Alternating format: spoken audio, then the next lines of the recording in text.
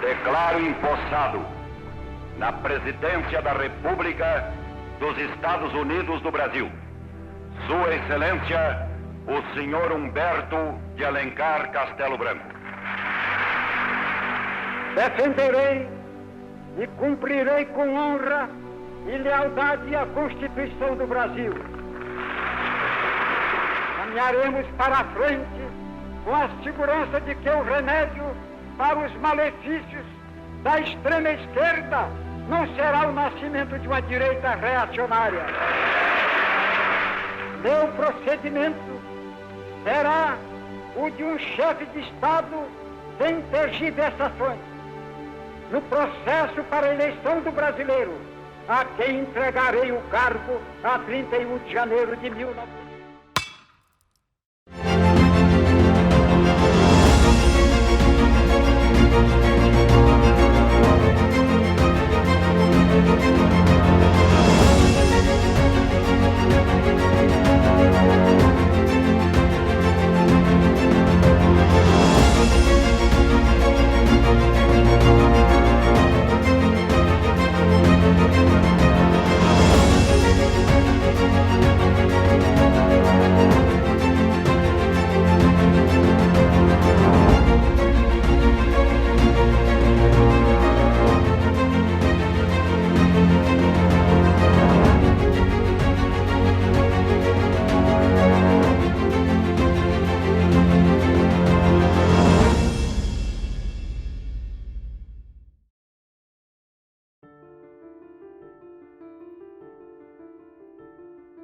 Eu sou de uma geração anterior a 64, né?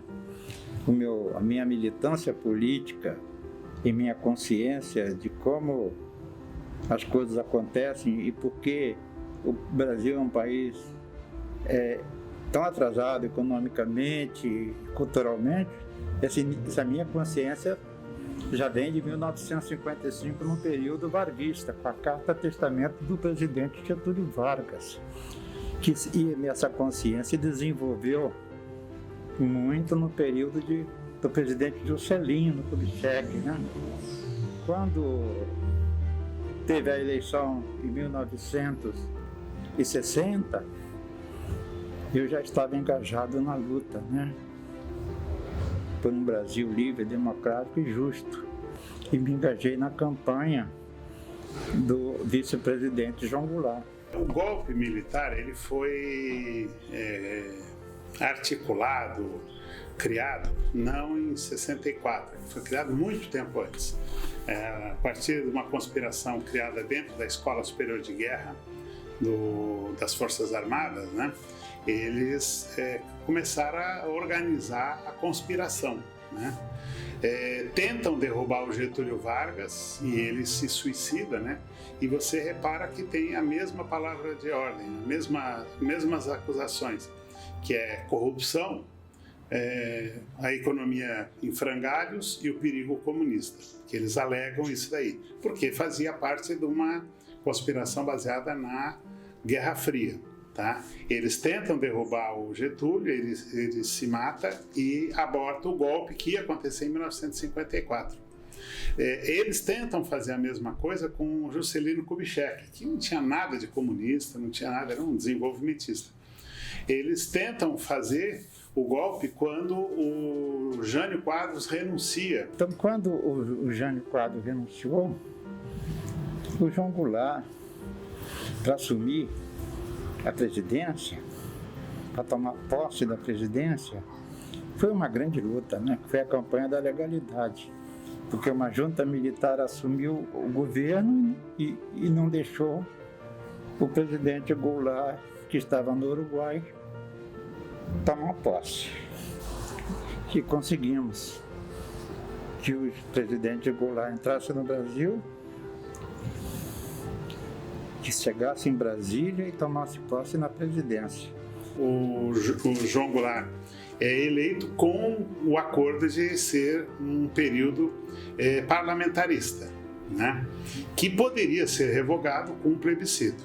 Ele toma posse, os governos parlamentaristas não conseguem dar conta e depois de 3 tentativas de governo parlamentarista, há o plebiscito. que já é começo de 63. E esse momento é o plebiscito para saber se voltava a ser presidencialista ou se continuava parlamentarista. E o presidencialismo ganha com 92% de aprovação, né? Há uma campanha muito forte. E aí deflagram o golpe.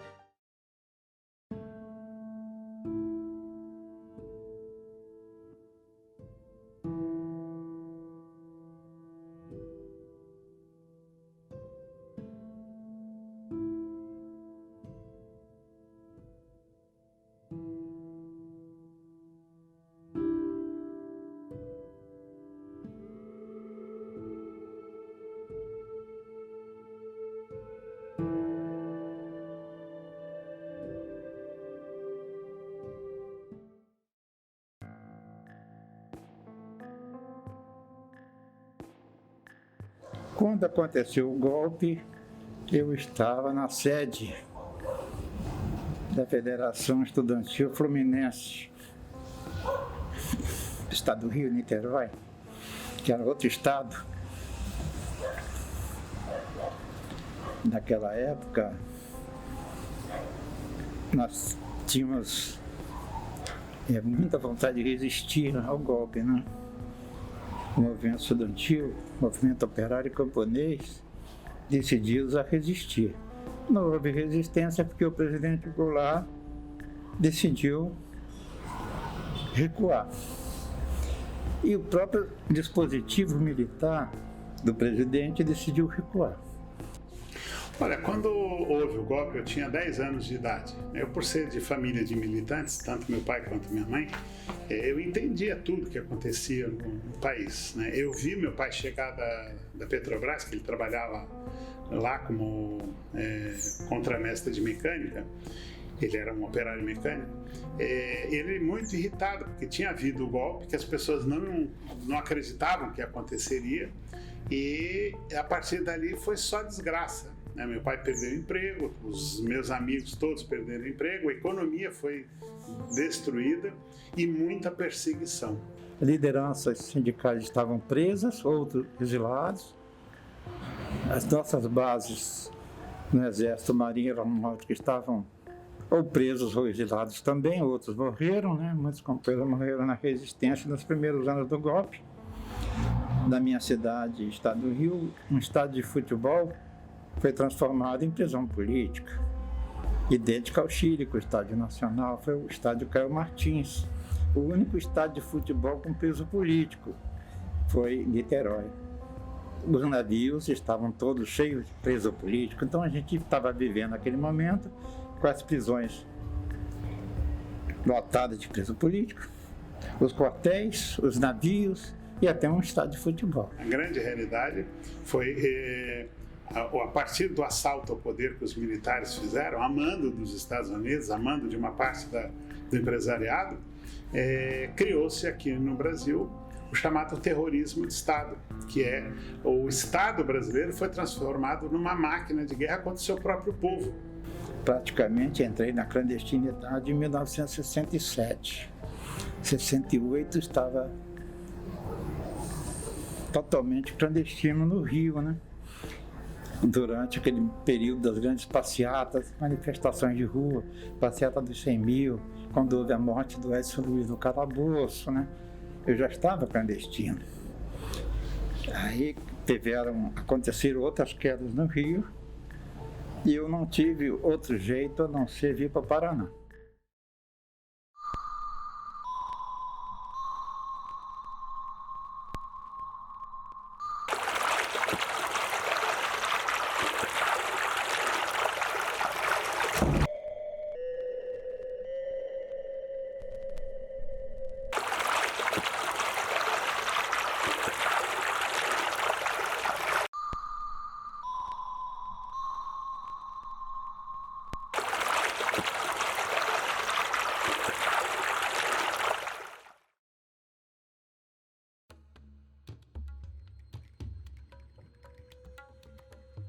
Em 4 de abril de 1969, fui preso em Cascavel.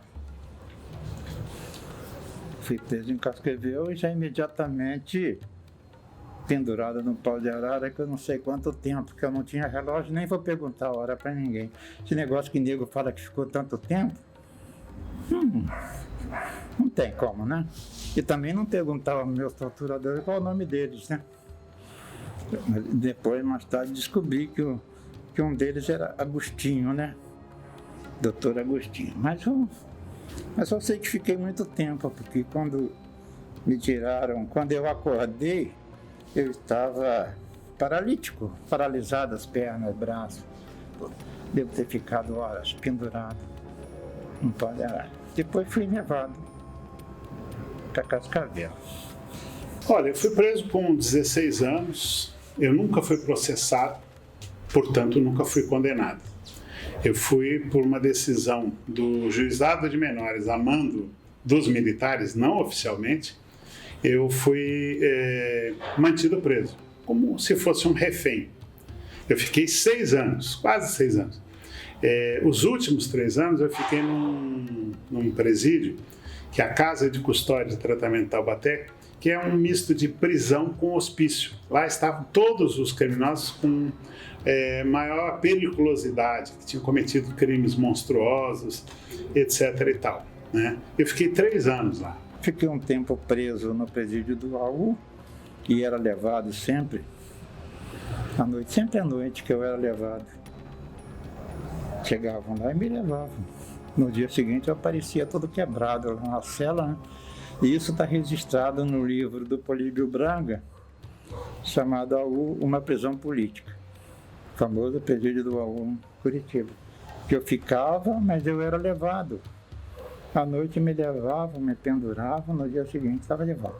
Eu e meu pai fomos capturados às 10 horas do dia 16 de abril e meu pai foi torturado até o dia seguinte, ou seja, 2 dias ininterruptos na cadeira do Dragão. É uma cadeira eletrificada que, quando você toma choque, você se estica e tem uma travessa que machuca a sua canela, né? Eu fiquei no pau de arara esses 2 dias, né? E, ao mesmo tempo, nós tomávamos muito choque elétrico, tá? E me quebraram uma vértebra, eu tenho a vértebra quebrada, até hoje me incomoda. A gente perdeu, né? Quem é torturado perde um pouco de audição, né? E eu fiquei esses 2 dias seguidos de tortura ininterrupta. Depois era tortura mais esporádica. Aí de novo mais suplícios. Não gosto muito de falar disso não. Várias tentativas de suicídio que eu tentei, né? Já não suportava mais. Aí fui levada para outro centro de tortura chamado Ilha das Flores, até que veio o julgamento já no processo do Rio. O julgamento, o processo do Paraná ficou em aberto e no Rio fui condenado e mandado para a Ilha Grande, presídio da Ilha Grande. No presídio da Ilha Grande fiquei de 1970, 60, 70, o ano 70, né? O segundo semestre do ano 70. Fiquei mais tempo no calabouço, numa solitária, do que na cela. Eu e meu pai fomos capturados juntos pelo Exército, fomos torturados juntos. Depois de 2 dias de tortura ininterrupta, meu pai foi assassinado. Na minha frente, eu estava sendo torturado também nesse tempo, e eu vi meu pai ser assassinado. Minha mãe e minhas irmãs também foram capturadas, não chegaram a sofrer tortura sistemática como nós, mas elas ficaram embaixo da cela de tortura ouvindo o que estavam fazendo com a gente. Elas ouviram como foi a morte do meu pai, né? Os caras comemorando a morte dele e tudo mais, né? Uma das minhas irmãs sofreu violência sexual. Ficaram presas durante 1 ano e meio e foram soltas. Depois, quando houve o julgamento, foram absolvidas por falta de acusação.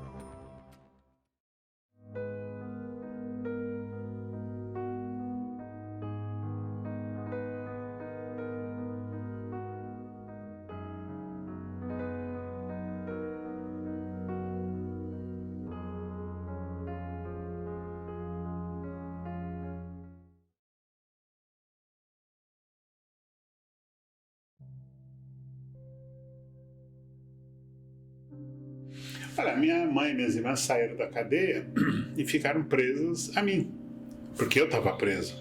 Elas tinham medo de eu ser morto, que era um fato, né? Que eu podia mesmo ser morto. Então elas voltaram a trabalhar e tudo mais, mas me visitando toda semana na prisão, trabalhando para arrumar dinheiro, para comprar alguma coisa para levar para mim, para comida, para roupa, né? Elas ficaram presas. O meu irmão, que tinha 10 anos, ele ficou com uma tia e depois voltou para ficar junto com a minha mãe e minhas irmãs, e ele vivia em função também da minha figura, né? Então, assim, uma coisa que é muito complicada. Olha, eu pego um exemplo da minha família. Aqui em casa existe o silêncio até hoje, né? Minha mulher não gosta que fale desse período. Eu, quando coloco uma música, tipo, onde foi que, como que é? Caminhando de Vandré, não falei de Flores, ou coloco qualquer música da época, ela pede para baixar, ela tem medo. Ou seja, nós temos silêncio. Lá dentro, nesse período, eu sei, provavelmente tem mais, eu sei que tentaram me matar 8 vezes. E eu fui protegido ou por aviso que davam os próprios funcionários do presídio, ou os presos que me respeitavam, porque eu respeitava eles. Pagaram para alguns presos para me matar, e o outro preso dizia: se você fizer isso com ele, você vai morrer, porque ele é amigo nosso. Aqui em casa, até hoje, nós temos trauma. Minha filha mais velha não gosta de falar desse período, porque eu, quando estava sendo torturado aqui no batalhão, eles estavam buscando a minha mulher para prender. E ela estava grávida, da filha mais velha. E eles diziam que se prendesse a minha mulher, ela seria torturada até abortar, porque o comunismo é transmitido pelo sangue. E que minha filha seria comunista porque minha filha, pelo sangue, e eles iam matar. E ela gosta nem que eu fale sobre isso. Ela tem trauma, mais velha, que já tem 50 anos, né? E os outros nem se falam, né? Nós somos uma família traumatizada por esse período. O trauma está na alma, né? Nas nossas consciências, e algumas marcas também no corpo.